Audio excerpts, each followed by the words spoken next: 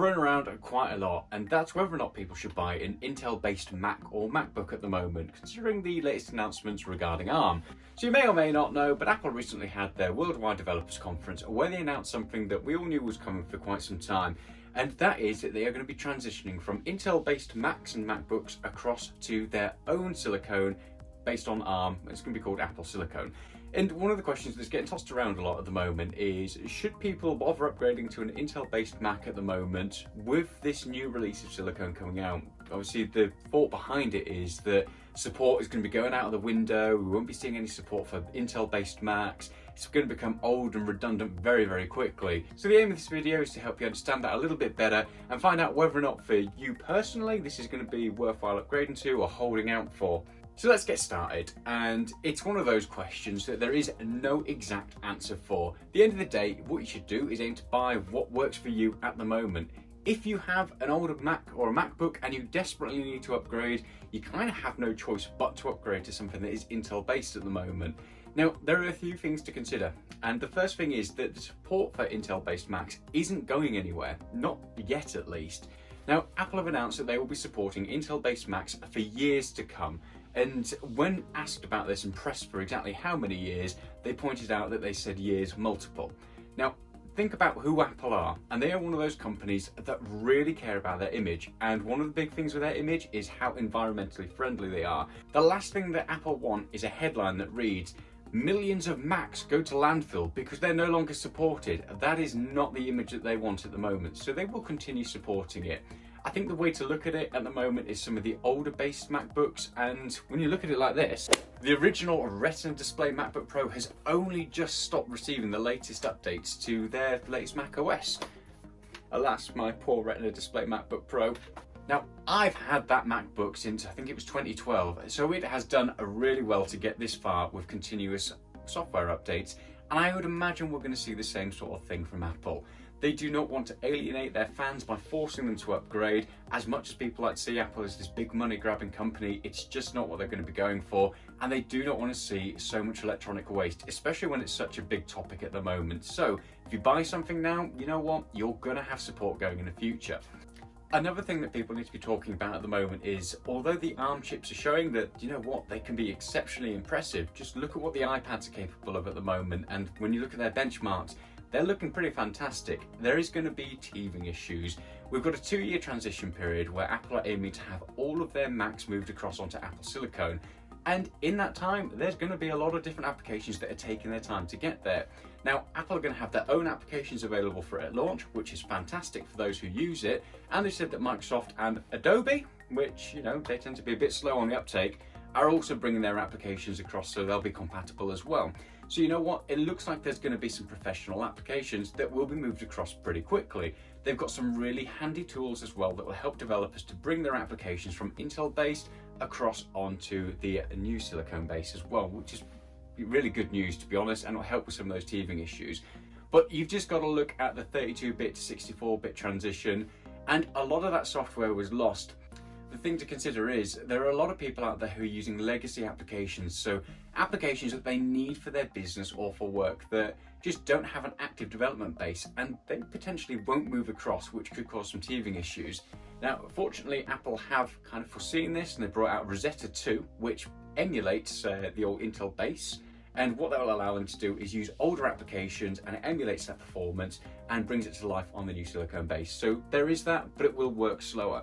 It all depends on your workload and what you're using it for at the end of the day as to whether or not holding out for ARM and the silicone is going to be worthwhile doing. Now let's talk about some benefits. So who is this for?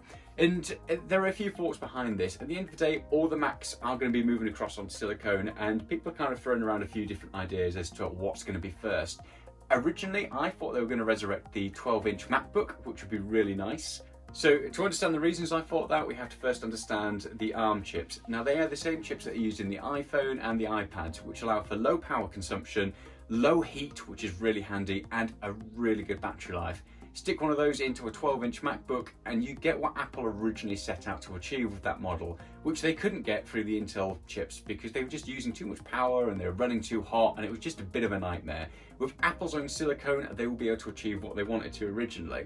However, it's not looking particularly likely, and I would imagine the first thing we'll probably see will be a new MacBook Air with the silicone chip inside of it. The reason being is those models at the moment, although they look nice, they feel nice and they're great to use, they are extremely power hungry, and the thermal throttling on those is a nightmare. All you need to do is look up the latest MacBook Air and heat and thermal issues, and you will find out what I'm on about. Basically, the cooling inside of them just is pretty much non-existent.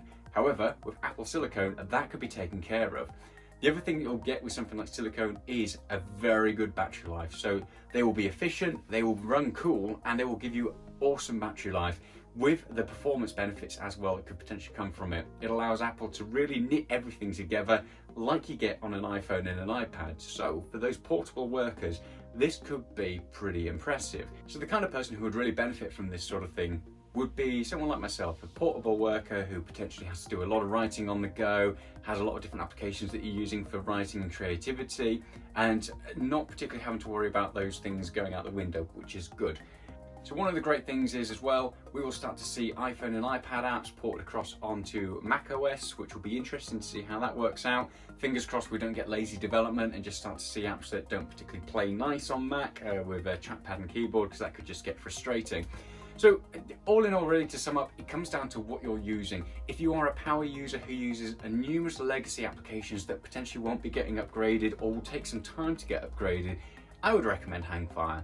At the end of the day, if you need a Mac at the moment, if that is what you need to do your work and to be productive, there is nothing stopping you from going out and buying one. I recently bought the 16-inch MacBook Pro and I don't regret it because I know that Apple will continue to support it. Like I said, they don't want electronic waste, they don't want that in the headlines, and they will just continue to support it. They've already told us that that's going to be happening. They're going to still be releasing Intel-based Macs as well, so they're not going to launch something in a year's time that's just going to be redundant a year afterwards. That's just not the Apple way. So you can be safe in the knowledge, if you buy something now, it will still work.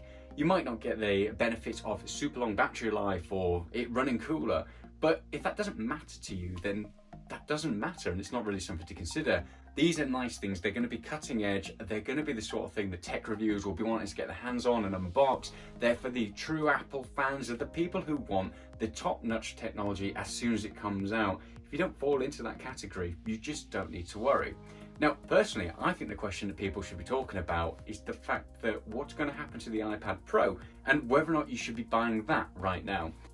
There have been rumours flying about for ages about the iPad getting a Pro model with a mini LEDs display, which will basically be an even better display. Now, the fact that they are now starting to run on the same hardware as things like the Macs is going to make it interesting. Now, I would love to see macOS end up on an iPad and give me something like the Surface Book or the Surface Pro, but I don't see that happening for the foreseeable future.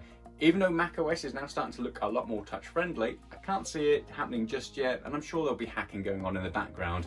But the fact that apps that are running on the iPad can now start to run on macOS using Apple Silicone means that there's going to be a common denominator there in terms of development, which hopefully means we will see an iPad Pro with even better hardware coming out in the future, especially with more RAM, which will make it able to handle some of those Pro applications that are coming out and they'll be able to share across all the different devices. There's also another rumour that cropped up at the beginning of this week talking about macOS running on an iPhone and an iPad.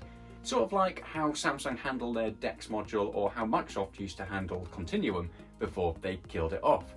Basically, you'd be able to plug your iPhone into an external monitor, hook up a Bluetooth mouse and keyboard, and you'd have full-blown macOS rather than trying to run their Frankenstein weird windowed thing that they have on monitors at the moment, which drives me mental.